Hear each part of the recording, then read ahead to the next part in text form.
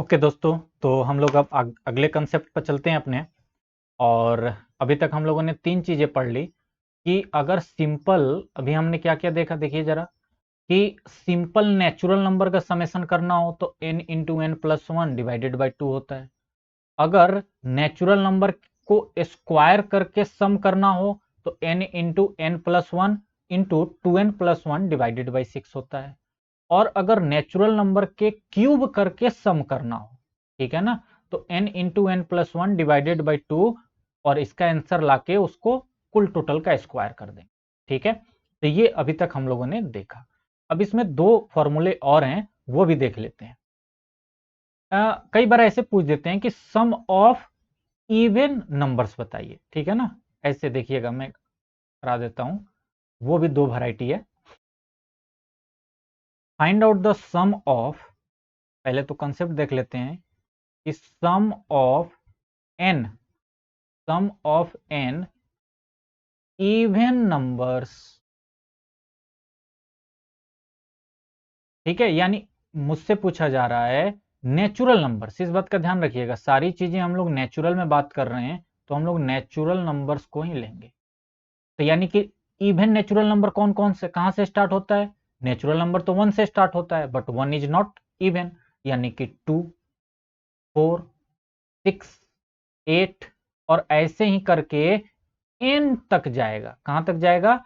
N times. मतलब कि हमसे पूछा जाए कि five times, five terms, terms यहां लिख लेता हूं मैं, फाइव, सिक्स, सेवन। जैसे आपसे पूछा जाए कि 10 इवन नेचुरल नंबर बताइए, तो हम लोग काउंट कर लेंगे। अभी हमने 4 लिखा है, 6 और लिखेंगे, ठीक है ना। एन टर्म्स कितने बार लिखेंगे? एन बार लिखेंगे, यानी कि 10 बार पूछा जाए तो 10 बार लिखेंगे, 20 बार पूछा जाए 20 बार लिखेंगे। अभी मैं क्वेश्चंस भी करवाऊंगा तो और क्लियर होगा। Sum of n even natural numbers, यानी इस तरीके के नंबर का समेशन अगर मुझे करना हो तो इसका आंसर जो आता है वो आता है n into n plus, simple सी, ठीक है। अभी मैं इस पे क्वेश्चंस करवाऊंगा, पहले हम लोग ऑड वाला भी देख लेते हैं। ऑड वाला अगर है sum of n odd natural number, यानी कि किस तरह के नंबर का समेशन मुझसे पूछा जा रहा है? 1 प्लस 3 प्लस 5 प्लस 7, और ऐसे ही करके एन टर्म्स, यानी कि एन इवन नंबर का समेशन मुझसे पूछा जा रहा है। समेशन यानी एडिशन, यानी सम, ठीक है ना। ये तीनों शब्द एक ही है। तो ये होता है जो भी एन है उसका स्क्वायर कर दो, बहुत इजी फॉर्मूला। एन का क्या कर दो? स्क्वायर कर दो। ये है आपके सारे फॉर्मूले। अब यहाँ पे जो भी आपके लेवल में बताने हैं वो लगभग लगभग हो गए, ठीक है। अब देखिए इसके ऊपर क्वेश्चंस, क्वेश्चंस को जरा देखिएगा। क्वेश्चंस ही इसके ऊपर मेन है। क्या है ना कि क्वेश्चंस को थोड़ा सा समझना होगा। देखिएगा, मैं यहाँ पे एक क्वेश्चन करवा रहा हूं, और वो क्वेश्चन मैं दो क्वेश्चन लिखूंगा, और दो क्वेश्चन एक ही टाइप के होगा। मैं वो दोनों क्वेश्चन पहले लिखता हूं, देखिएगा। Find the sum of 10 even numbers.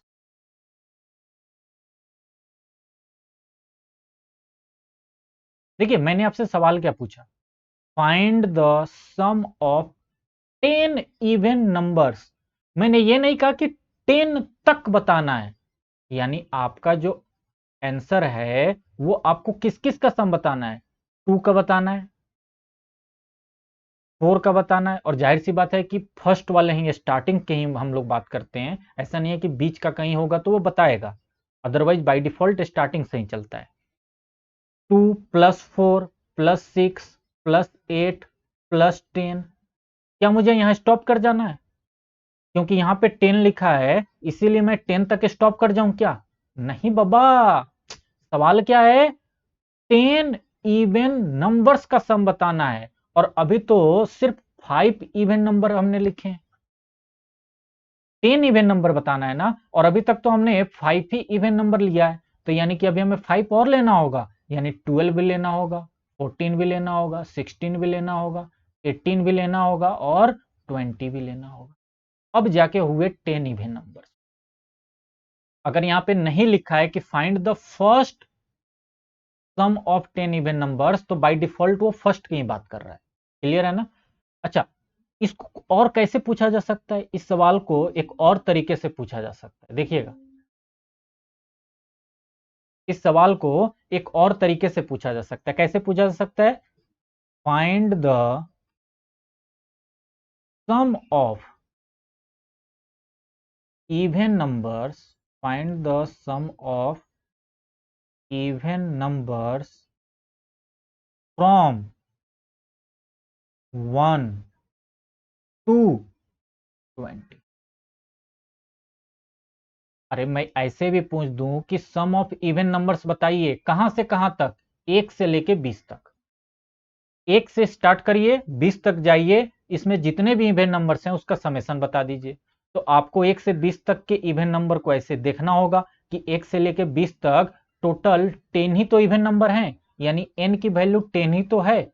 अब अगर क्वेश्चन इस फॉर्मेट में हो तो n की वैल्यू 20 मत ले लेना, वो 1 से 20 तक के बीच में इवन नंबर पूछ रहा है।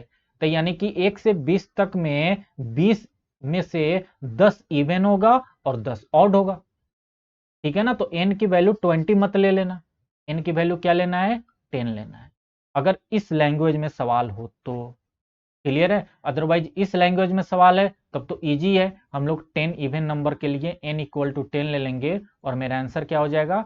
n इंटू n प्लस 1, यानी कि 10 इंटू 10 प्लस 1, यानी कि 10 इंटू 11, यानी कि 110 n। तो यहां पे शब्दों पे आपको ध्यान देना है सिर्फ। क्लियर है ना कि वो कहां से कहां तक पूछ रहा है, अगर ऐसा सवाल है। अच्छा, एक और ऐसे ऐसे भी कर सकता है कि फ्रॉम 2 टू 20। अगर वो 2 टू 20 दे देता, 1 टू 20 ना देके, तो भी आंसर सेम ही आता ना, क्योंकि 2 से 20 के बीच में भी तो यही इवन नंबर आएंगे जो 1 से 20 के बीच में आएंगे। बात समझ में आ रही है ना? तो ऐसे भी अगर है तो भी सेम आंसर है, ऐसे है तो भी सेम है, और ऐसे है तो भी सेम है। क्लियर? समझ में आना चाहिए। देखिए, क्वेश्चंस को ना प्यार से समझना चाहिए। किसी भी चीज से जब आप शिद्दत से मोहब्बत करेंगे ना, तो वो आपका जरूर हो जाएगा। क्लियर है? और ऐसी चीजें तो हमें पिक्चरों से भी सिखाई जाती है। ओके, ठीक है। एक छोटी सी बात और कर लेते हैं। देखिए, हम लोग जब किसी चीज को डिवाइड करते हैं तो आप सब लोग जानते हैं डिवाइड करना। मैं जस्ट लिख देता हूं कि क्या क्या उसका नाम होता है। डिवाइडेंड, डिवाइडेंड ये किसके बराबर होता है? तो ये होता है divisor, DIVISOR, divisor into quiescent, quiescent, और इन दोनों का मल्टीप्लिकेशन रहता है, और साथ में नीचे अगर कोई रिमाइंडर बच गया तो वो रिमाइंडर रहता है। ऐसे हम लोग जब भी किसी नंबर को डिवाइड करते हैं तो ऐसे ही रहता है। ठीक है ना? यहां पे आपका डिवाइडेंट होता है, डिवाइडेंट होता है, इसको हम लोग डिवाइजर से डिवाइड करते हैं, और कुछ ना कुछ क्वेसेंट आता है, और सॉल्व करने के बाद जब इसको हम लोग सॉल्व कर लेते हैं तो यहाँ पे एट द लास्ट कुछ ना कुछ रिमाइंडर भी आ सकता है, अदरवाइज रिमाइंडर 0 भी आ सकता है। ठीक है ना? ये है आपका एक छोटा सा पार्ट है जिसको कि आप याद रखिएगा, 6th 7th में तो आप पढ़ ही चुके हो। ठीक है, अब यहां से हम लोग कुछ और क्वेश्चंस करते हैं। अभी जो हमने कंसेप्ट सीखा है उस पर क्वेश्चंस कर लेते हैं। एक बात और मैं आप लोगों को बता दूं, देखिए ये चैप्टर ऐसा है, क्वेश्चन नंबर 15 कर चुके हैं, 16 से अब करेंगे। मेरी बात पहले ध्यान से समझ लीजिएगा। जो भी स्टार्टिंग के 3-4 चैप्टर हैं, ये हो गया सिंप्लीफिकेशन जो बोर्ड मास वाला हो जाएगा, उसके बाद अलजेब्रा के सवाल हो जाएंगे कुछ, मतलब ये सब ऐसे टॉपिक हैं जिनके ऊपर क्वेश्चंस में अभी अगर अच्छे लेवल के फ्रेम करने लगूं तो आपको प्रॉब्लम होगी, क्योंकि आपने अभी आगे के कंसेप्ट नहीं पढ़े हैं। तो जब आगे के कंसेप्ट हम लोग सीखेंगे तब मैं इसके क्वेश्चंस भी उधर करवाते जाऊंगा, क्योंकि ये बेसिक चैप्टर है।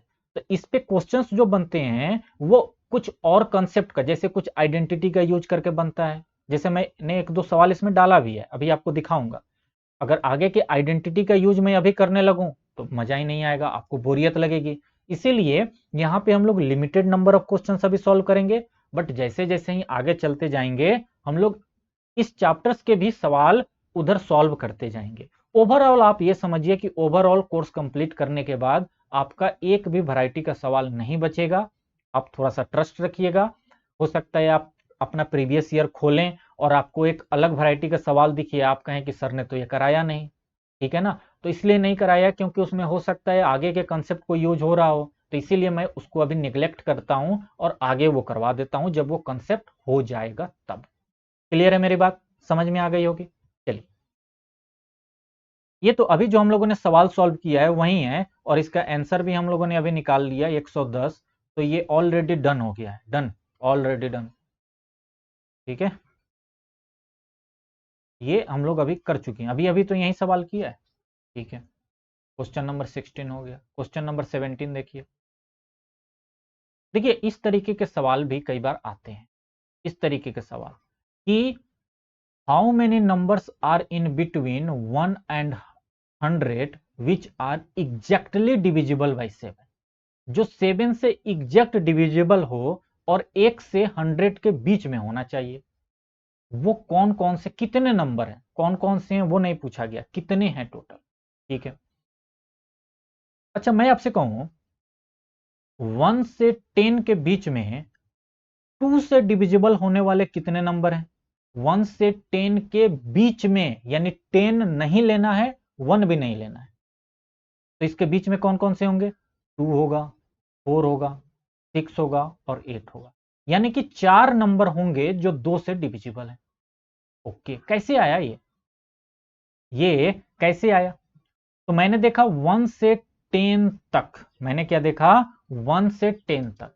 तो मैंने यहां पे क्या किया होगा कि ये जो 10 है, अब यहां पे थोड़ा सा देखिएगा, यहां पे मैंने 2 लेके थोड़ी सी मिस्टेक इसलिए कर दी क्योंकि 2 मुझे नहीं लेना चाहिए था, क्योंकि 2 एक ऐसा नंबर है जो कि अल्टरनेट पे डिविजिबल होता है, तो इसीलिए ये एग्जाम्पल लेना थोड़ा सा अच्छी बात नहीं है। 2 के केस में क्या होता है, थोड़ा सा अलग सिनेरियो हो जाता है। मैं यहाँ पे 3 ले लेता हूँ, तब आपको और अच्छे से समझ में आ जाएगा। देखिएगा मैंने कहा 1 से 10 तक 3 से डिविजिबल होने वाले कितने नंबर हैं? तो आप कहेंगे कि 3 है, 6 है और 9 है, ठीक है। यानी 3 नंबर ऐसे हैं जो कि 3 से डिविजिबल हो जाएंगे 1 से 10 के बीच में। ये कैसे आया, ये 3 नंबर कैसे आया? तो आप कहोगे कि मैंने 10 को 3 से डिवाइड किया होगा और उसके बाद ये जो क्वेसेंट आया ना, यही है मेरा। अरे इसी के बीच में हम जब उसको डिवाइड कर रहे हैं ना, जब हम डिवाइड कर रहे हैं तो हम देख रहे हैं, क्या देख रहे हैं भाई? हम ये देख रहे हैं कि उसके बीच में एग्जैक्ट डिविजिबल कितने होंगे, तो जितने उसके मल्टीपल होंगे, जैसे कि 3, फिर 6, फिर 9, तो ये जितने उसके मल्टीपल होंगे उतना ही तो एग्जैक्ट डिविजिबल वाले नंबर होंगे। तो इसीलिए इस सवाल का आंसर जो होगा, यानी कि द रिक्वायर्ड नंबर जो हमसे पूछा जा रहा है, अगर मैं पहले ऐसे ही लिख देता हूं, जो मेरा रिक्वायर्ड आंसर होगा वो क्या होगा? क्वेसेंट। जब हम लोग क्या करेंगे, डिवाइड करेंगे 100 को 7, यानी 100 को जब 7 से डिवाइड करेंगे और जो भी क्वेसेंट आएगा वही मेरा आंसर हो जाएगा। यानी कि 7, देन 14, देन 21, यानी कि 7 के मल्टीपल में जो चीजें होंगी वही तो 7 से एग्जैक्ट डिविजिबल होंगी। 7 होगा, 14 होगा, 21 होगा, 28 होगा, 35 होगा।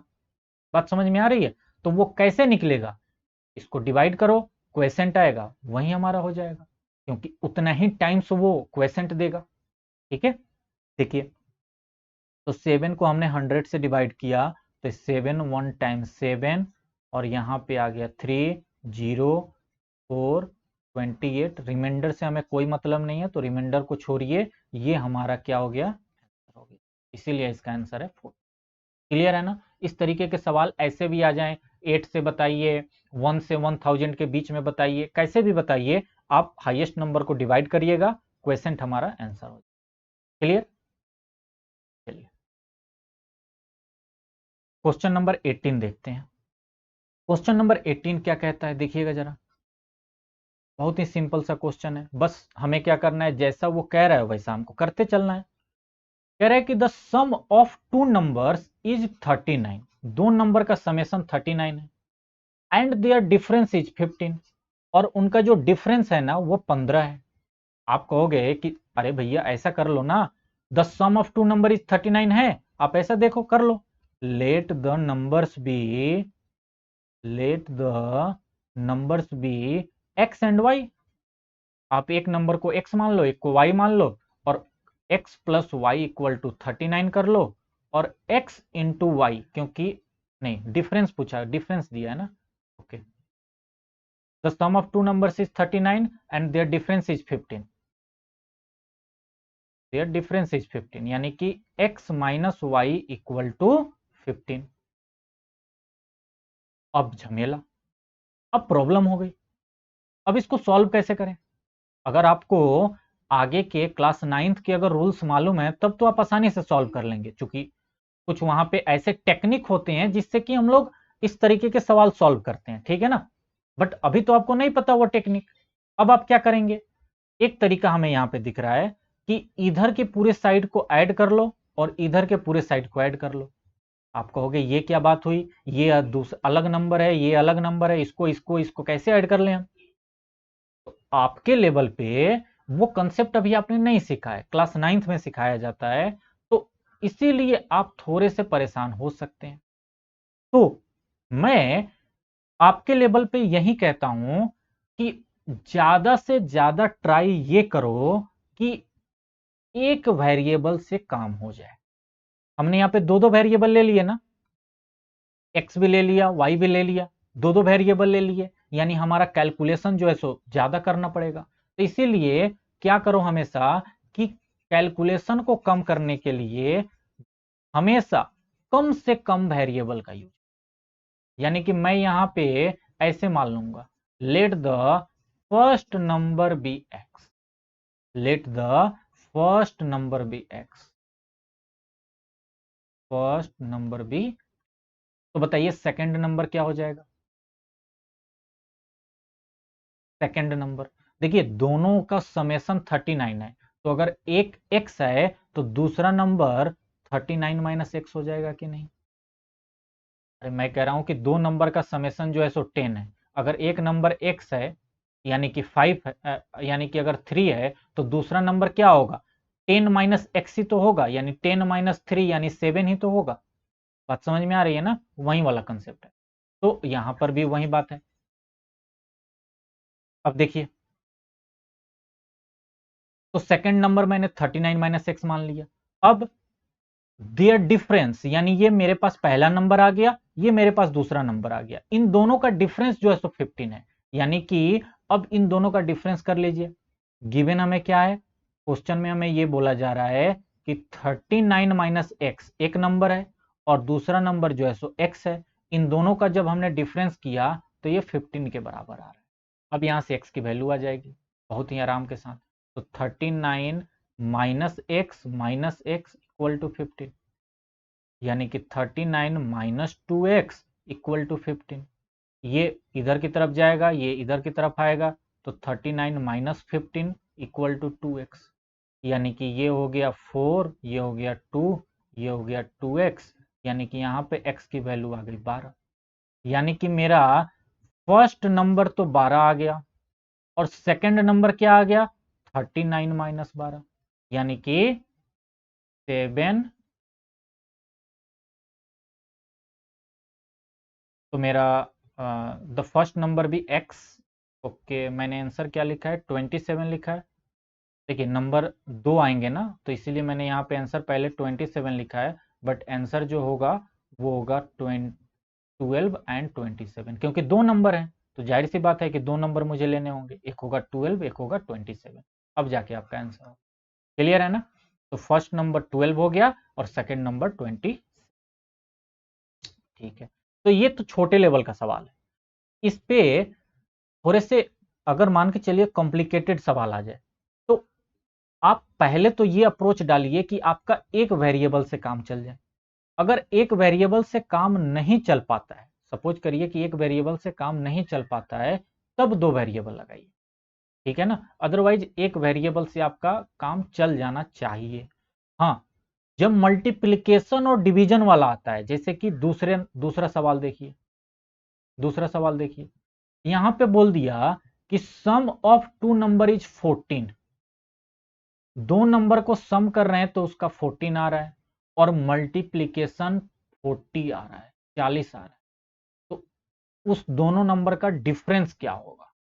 ठीक है, आइए देखते हैं इस सवाल को। देखिए, अब ये सवाल जो है मैं एक वेरिएबल के साथ भी सॉल्व करूंगा और दो वेरिएबल के साथ भी सॉल्व करूंगा, और आपको डिफरेंस दिखाने की कोशिश करूंगा। देखिए, पहले मैं मेथड वन में मैं पहले एक वेरिएबल लेके सॉल्व कर रहा हूं। आपको मैं एक वेरिएबल लेके सॉल्व कर रहा हूं। तो मैंने कहा let the first number be x. ठीक है, पहला नंबर एक्स है, तो सेकंड नंबर क्या हो जाएगा? Then second number be 14 minus x. Clear है ना? दूसरा नंबर क्या हो जाएगा? 14 माइनस एक्स। और कंडीशन क्या है? हमें गिवन क्या है? गिवन कंडीशन है कि मल्टीप्लीकेशन 40 है, यानी पहले नंबर और दूसरे नंबर को जो मल्टीप्लाई करेंगे, ये पहला नंबर इंटू दूसरा नंबर, ये 40 के बराबर है। ये कंडीशन है। तो हमें डिफरेंस बताना है, यानी दोनों नंबर का डिफरेंस बताना है। ठीक है, इसको जरा सॉल्व करते हैं। तो ये आ गया 14x माइनस का एक्स स्क्वायर इक्वल टू 40। सारी चीजें अगर एक साइड लेके इधर की तरफ आ जाएं तो ये एक्स स्क्वायर पॉजिटिव में ले लेंगे, और ये 14x माइनस में ले लेंगे, यानी माइनस का 14x, और ये प्लस का 40 तो रहेगा ही रहेगा, और इधर की तरफ सारी चीजें हमने जीरो कर ली। और अच्छे से लिख लें इसको, तो कैसे लिखेंगे? X square minus 14x plus 40 equal to 0। ठीक है, अब देखिए, अब मैंने ये चीजें लिख ली। अब यहां पे आप ध्यान दीजिए कि इसको अब सॉल्व करना अगर आपको आता है, हालांकि ये चीजें जब अलजेब्रा फैक्टराइजेशन पढ़ाया जाएगा तो वहां पे सिखाया जाएगा, ठीक है ना, क्लास 9th में तो बहुत सारा है, क्लास 8th में भी सिखाया जाता है। तो अगर आपको ये आता है तब तो आप यहां से फटाक से सॉल्व कर लेंगे, और अगर ये नहीं आता है तो आप फिर से यहां के फंस जाएंगे। बात समझ में आ रही है ना? तो अगर सपोज करिए कि आपको ये आता है, मैं ये मानता हूं कि आपको अभी आता है, नहीं आता है तो जब आप फैक्टराइजेशन करेंगे, फैक्टराइजेशन वाला टॉपिक देख लेंगे तो आपको अच्छे से समझ में आ जाएगा। सपोज करिए मैं ये मान के चलता हूं कि अभी आपको यहाँ आता है तो कैसे सॉल्व होता है? ये बीच वाले को ऐसे तोड़ते हैं कि समेशन तो 14 ही आए, -14 आए, लेकिन मल्टीप्लाई करने पर ये 40 आ जाए। तो यानी कि मैंने क्या किया, माइनस का 4x और माइनस का 10x में तोड़ दिया इस 14x को, और प्लस 40 कर लिया। x यहां से कॉमन लेंगे तो x माइनस 4 आ गया, माइनस का 10 हो गया तो x माइनस का 4 आ गया। अब जो कॉमन है उसको एक साथ ले लो, x माइनस 4 कॉमन है, और यहाँ पे x माइनस 10 है। अगर ये सवाल समझ में नहीं आ रहा हो तो इस सवाल को जस्ट अभी नोट कर लो, जैसे मैं करवा रहा हूं, आपको बाद में ये सवाल समझ में आ जाएगा, ये कैलकुलेशन समझ में आ जाएगा। ठीक है ना? अब यहाँ पे देखिए, एक बार x माइनस 4 इक्वल टू 0 करेंगे और एक बार x माइनस 10 इक्वल टू 0 करेंगे, तो x इक्वल टू 4 आ जाएगा एक बार, और x इक्वल टू 10 आ जाएगा दूसरी बार। अब देखिए, पहला नंबर अगर आपका x है, यानी x 4 है, तो सेकंड नंबर जो है वो 14 माइनस 4 यानी कि 10 आ जाएगा। या आप अगर पहले नंबर को 10 मानते हैं तो दूसरा नंबर आपका 14 माइनस 10 यानी कि 4 आ जाएगा। यानी कि यहाँ पे दो नंबर मुझे निकल के आ गए। फर्स्ट नंबर जो है, फर्स्ट नंबर वो 4 मान लेते हैं, और सेकंड नंबर हम यहाँ पे 10 मान लेते हैं। तो इन दोनों का डिफरेंस क्या आ जाएगा? तो डिफरेंस हो जाएगा 6। डिफरेंस यानी इन दोनों का अंतर कितना है? तो 10 माइनस 4 यानी कि 6। देखिए, कभी भी डिफरेंस पूछा जाए, इस बात का ध्यान रखिएगा, कभी भी बोला डिफरेंस तो इसका मतलब यह है कि दोनों नंबर के बीच का डिफरेंस कितना है। आपसे यह नहीं कह रहा है कि 4 माइनस 10 ही करो, नहीं, वो कह रहा है कि 4 और 10 के बीच का डिफरेंस कितना है। तो हमेशा ग्रेटर माइनस स्मॉलेस्ट कर देंगे तो आपको डिफरेंस मिलेगा। अगर बोले कि सब्सट्रैक्ट 4 फ्रॉम 10, तो 10 माइनस 4 करेंगे, और कहे कि सब्सट्रैक्ट 10 फ्रॉम 4, यानी कि 4 माइनस 10। तो अगर सब्सट्रैक्शन यूज करे वो, तब तो हमें ये ध्यान देना होगा कि पहले कौन सा लिखें बाद में कौन सा लिखें। बट अगर डिफरेंस पूछे तो उसमें ये ध्यान नहीं देना है। डिफरेंस में जस्ट हमें दोनों के बीच का डिफरेंस पता कर देना है। तो हाईएस्ट माइनस लोएस्ट से करके हम लोग निकाल लेते हैं। क्लियर है? चलिए ठीक है। तो ये सवाल आपका ऐसे था, कैसे, जब हमने एक वेरिएबल का यूज किया।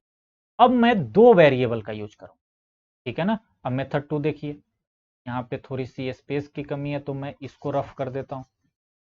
अब मैं यहाँ पे क्या कर रहा हूं, दो वेरिएबल को लेके और सवाल को सॉल्व करूंगा। अब यहाँ पे मैं दो दो वेरिएबल लूंगा, एक x भी लूंगा और एक y भी लूंगा। देखिए मेथड 2, मेथड 2 में मैं क्या कर रहा हूं कि let numbers be x and y। तो क्या क्या गिवन है कि दोनों का समेसन गिवन क्या है, मुझे क्वेश्चंस के थ्रू मुझे क्या क्या पता चल रहा है कि x प्लस वाई 14 के बराबर है और दोनों का मल्टीप्लीकेशन 40 के बराबर। अब आपका दिमाग कहेगा कि भैया इसको कैसे देखें, इसको कैसे सॉल्व करें, ये क्या आपने बता दिया, इसको भी तो सॉल्व करने का कोई मेथड होगा, क्या होगा, कैसे करेंगे इसको। अब देखिए आपके पास दो कंडीशन है, x प्लस वाई 14 है और x इंटू वाई 40 के बराबर है। अब यहां पे आपको मैं आगे चल के जब आइडेंटिटी सिखाऊंगा तो वहां पे मैं बहुत तरह की आपको आइडेंटिटी सिखाऊंगा। x प्लस वाई का होल स्क्वायर क्या होता है ये सिखाया जाएगा, x माइनस वाई का होल स्क्वायर क्या होता है ये सिखाया जाएगा, x square minus y square क्या होता है ये सिखाया जाएगा। ऐसे करके बहुत सारे आइडेंटिटी सिखाए जाएंगे। तो वहीं पे जो आइडेंटिटी यूज होगी उसी आइडेंटिटी का यूज करके, इसीलिए मैंने आपसे क्या बोला है कि इस चैप्टर के सवाल हम लोग आगे करेंगे। और कई बच्चे कहेंगे कि नहीं सर झूठ बोल रहे हैं, इसीलिए मैंने इस सवाल को जानबूझ के डाला था कि तुम यहां पे स्ट्रगल करो, यहां पे फंसो, तब तुम्हें एहसास होगा कि हाँ इस चैप्टर में सवाल अभी करने का कोई फायदा नहीं है, आगे के कंसेप्ट पहले सीखेंगे, फिर हम लोग इस लेवल पे सवाल करने के लिए तैयार हो जाएंगे। अब यहाँ पे एक आइडेंटिटी का यूज हो रहा है, यहाँ पे एक आपको आइडेंटिटी लगाना होगा कि x माइनस वाई, क्योंकि मुझसे डिफरेंस पूछा गया है तो x माइनस वाई की जरूरत पड़ेगी। तो x माइनस वाई का होल स्क्वायर जो होता है, वैसे तो इसका जनरल फॉर्मूला होता है x square plus y square minus 2xy। But एक और फॉर्मूला होता है, वो होता है x प्लस वाई का होल स्क्वायर माइनस 4xy। जब मैं ये पढ़ाऊंगा तब वहां पे प्रूफ करके दिखाऊंगा। फिलहाल तो आप ये समझिए कि आपको आइडेंटिटी पता है तो x प्लस वाई कितना है 14, 14 का स्क्वायर कर लिया, माइनस 4 इंटू एक्स वाई यानी 4 इंटू 40। अब 14 का जब स्क्वायर करेंगे और जब 4 इंटू 50 करेंगे तो ये आपका यहाँ पे 36 आ जाएगा, यानी कि x माइनस वाई का होल स्क्वायर इतना आएगा। और स्क्वायर को जब इधर लेके जाते हैं, यानी कि x माइनस वाई जब करेंगे और स्क्वायर को इधर लेके जाएंगे तो स्क्वायर रूट बनेगा और इसकी वैल्यू 6 आ जाएगी, पॉजिटिव वाला लेते हैं तो यानी कि डायरेक्ट यहां से हमें दोनों नंबर का डिफरेंस 6 मिल गया और हमें वही चाहिए ही, हमसे डिफरेंस ही पूछा है तो x माइनस वाई 6 आ गया। ये अब इजी हो गया, यहां पे दो दो वेरिएबल लेना इजी काम हो गया, बट आपको ये आइडेंटिटी पता होनी। क्लियर है मेरी बात? इसीलिए मैंने कहा कि जनरली आप ये कोशिश करिए कि एक वेरिएबल लें, कहीं कहीं पे दो वेरिएबल लेंगे। मल्टीप्लिकेशन के केस में जनरली आइडेंटिटी का यूज हो जाता है, तो वहां पे आप दो वेरिएबल लीजिए और आइडेंटिटी का यूज करके ऐसे सॉल्व कर लीजिए। जब मैं आगे के चैप्टर में जाऊंगा तो आपको ये कंसेप्ट और इससे रिलेटेड 4-5 वैरायटी के सवाल करा के आपका कंसेप्ट बिल्कुल स्ट्रॉन्ग कर दूंगा, परेशान मत होइएगा। ओके, चलिए एक क्वेश्चन और देख लेते हैं इस वीडियो में, फिर उसके बाद हम लोग आगे चलेंगे। ये क्वेश्चन तो आप कर सकते हैं, ये क्वेश्चन तो अच्छा है और बिल्कुल आपके लेवल का है, इसमें कोई बाहर का कंसेप्ट यूज नहीं। क्या कहता है question? A number has 2 digits, एक नंबर है जिसमें 2 डिजिट का नंबर है, और हुज सम इज 9, यानी कि जो 2 डिजिट है ना उसी का सम 9 है। तो देखिए मैं ऐसे मान लेता हूं कि लेट यूनिट डिजिट, जो हमारा यूनिट डिजिट है वो x मान लेते हैं, चलिए। देन टेंस डिजिट क्या होगा? अच्छा, अब आप कहोगे कि भैया वो पुराना वाला लगा लो ना। अरे वो पुराना वाला लगा लो यार, x लगा लो और ऐसे वाई एक्स कर लो और 10y प्लस एक्स कर लो और बाकी चीजें कर लो। मतलब आपने मुझे दो दो वेरिएबल यूज करने को कहा। आपने मुझे कहा कि यूनिट डिजिट पे x मान लो और 10 डिजिट पे y मान लो और उसके बाद चीजों को सॉल्व करते हुए चलो। मैं कहूंगा कि अरे यार एक वेरिएबल को यूज करके देखो ना, क्यों दो दो वेरिएबल यूज करना? दो वेरिएबल यूज करोगे ना फिर से फंस जाओगे, एक ही वेरिएबल यूज करो। और उसने देखो यहां पे कंडीशन भी दे दिया है कि दोनों डिजिट का सम 9 है, तो एक डिजिट यूनिट वाला अगर मैंने x मान लिया है तो टेंस वाले को मैं क्यों ना 9 माइनस एक्स लिख लूं। बात समझ में आ रही है? एक अगर x है तो दूसरा 9 माइनस एक्स हो जाएगा। ठीक है, ओके। तो मेरा यहां से नंबर क्या निकल के आ जाएगा? नंबर विल बी, नंबर कैसे आता है? जैसे अगर हम लोग x और y मानते थे तो y इंटू एक्स आता था, वैसे ही यहां पे कितना आ जाएगा? 9 माइनस एक्स इंटू एक्स। यानी कि इसको अगर अच्छे से लिखना चाहें तो कैसे लिखेंगे?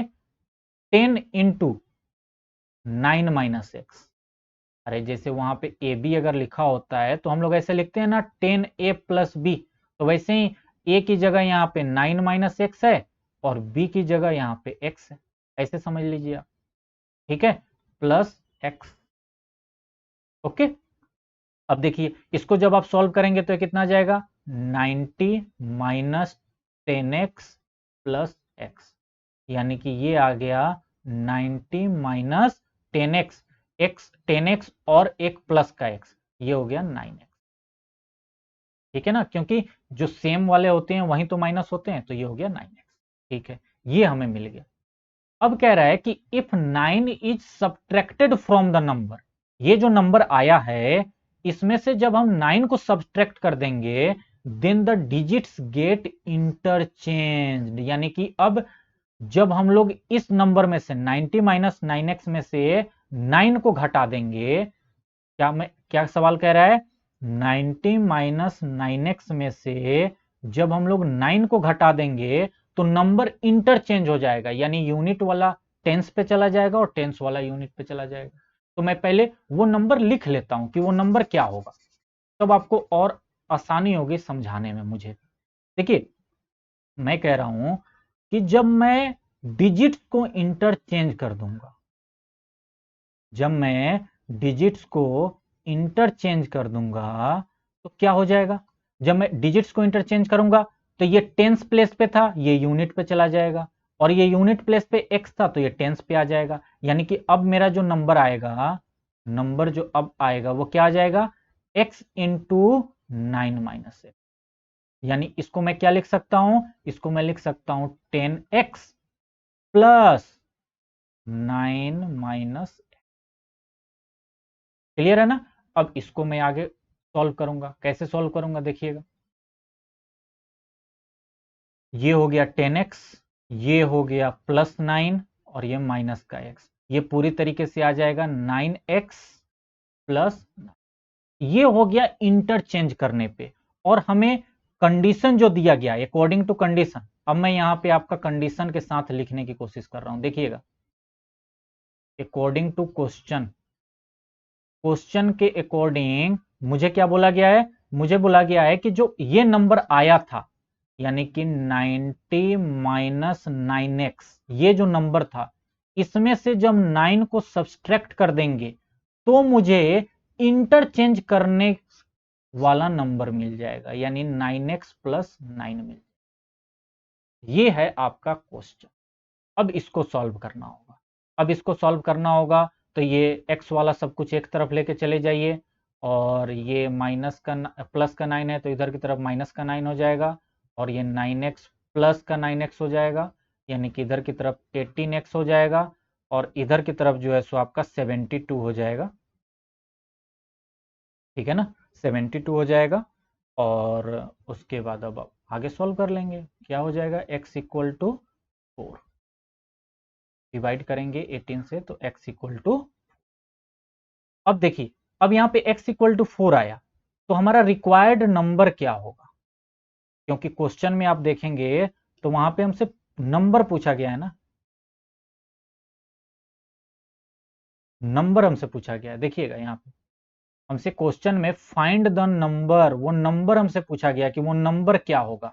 तो नंबर निकाला था हमने ना, यूनिट डिजिट x माना था, 10 को 9 माइनस एक्स माना था, तो मैंने बोला था कि नंबर जो आएगा 90 माइनस 9x आएगा, यानी कि मेरा नंबर क्या है, नंबर जो है वो 90 माइनस 9x है, यानी कि अब x की वैल्यू तो आ चुकी है तो उसको रख लो, यानी कि 9 इंटू 4, ठीक है, यानी कि 90 माइनस 36, यानी कि 54। अब यहाँ पे एक बात थोड़ा सा समझिएगा, इस सवाल को मैं एक बार फिर से एक्सप्लेन करता हूं, अगर ना समझ में आया हो तो फिर से जरा देखिए। पहले एक 2 डिजिट का नंबर था जिसका सम 9 था, मैंने बोला कि यूनिट डिजिट को मैं x मान लेता हूं, टेंस डिजिट को मैं y नहीं मानता हूं, क्योंकि मुझे बेवजह दो दो वेरिएबल लेके चलना पड़ेगा।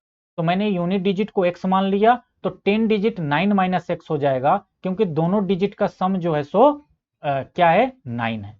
मतलब यहां पे अगर ऐसे एक डिजिट है, दो डिजिट का नंबर, तो a प्लस बी की वैल्यू जो है सो 9 है। तो मैंने एक को अगर a मान लिया तो b को 9 माइनस ए मान लूं तो और अच्छा है, क्यों मैं दो दो वेरिएबल लूं। क्लियर है मेरी बात, ठीक है। जब इस तरीके से मैंने किया तो मेरा नंबर क्या निकल के आएगा, वही बेसिक वाली बात कि ए बी होता है तो 10 ए प्लस बी होता है, तो 9 माइनस एक्स इंटू एक्स हो जाएगा, क्योंकि टेंस पे 9 माइनस एक्स है, तो 9 माइनस एक्स 10 से मल्टीप्लाई भी होगा, क्योंकि ऐसे हम लोग लिखते हैं, तो वो 90 माइनस 9x आ गया।